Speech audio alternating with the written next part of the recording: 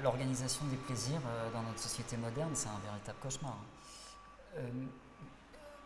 Promenez-vous dans un parc public, un jour de loisir obligatoire, le dimanche, et regardez ces petits sentiers qui sont dessinés par des paysagistes surdiplômés, en mal d'oxygène, sur leur Macintosh, et regardez tous ces petits pantins béats qui tanguent, d'un pied sur l'autre.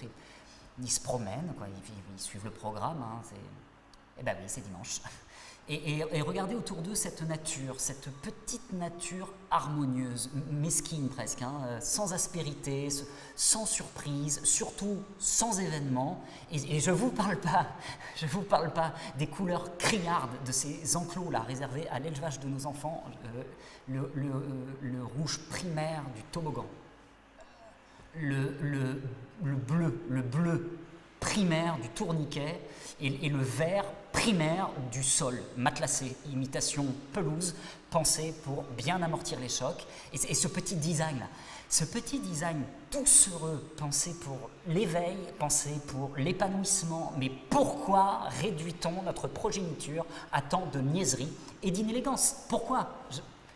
À quoi les conditionne-t-on quand on les fait macérer dans cette orgie de formes, de couleurs? Enfin, c'est pas le problème de la... Enfin, moi, quand j'étais petit, je faisais des dessins multicolores. Mais quand j'ai décidé de réduire ma palette au noir et au blanc, on m'a envoyé chez la psychologue scolaire. Une fois, je me suis fait une promesse, je me suis promis de ne jamais désespérer de l'humanité. Mais quand il m'arrive de me promener dans un de ces parcs publics, je me dis, les larmes aux yeux, mais qu'est-ce qu'on a fait pour en arriver là? Quelle faute avons-nous commise? Et je me dis que si j'étais conseiller municipal d'une de ces villes là, qui autorise ce genre d'obscénité, j'imposerais qu'on mette à l'entrée des parcs des petits panneaux à hauteur d'enfant, avec écrit dessus « Toi qui entres ici, abandonne tout espoir ».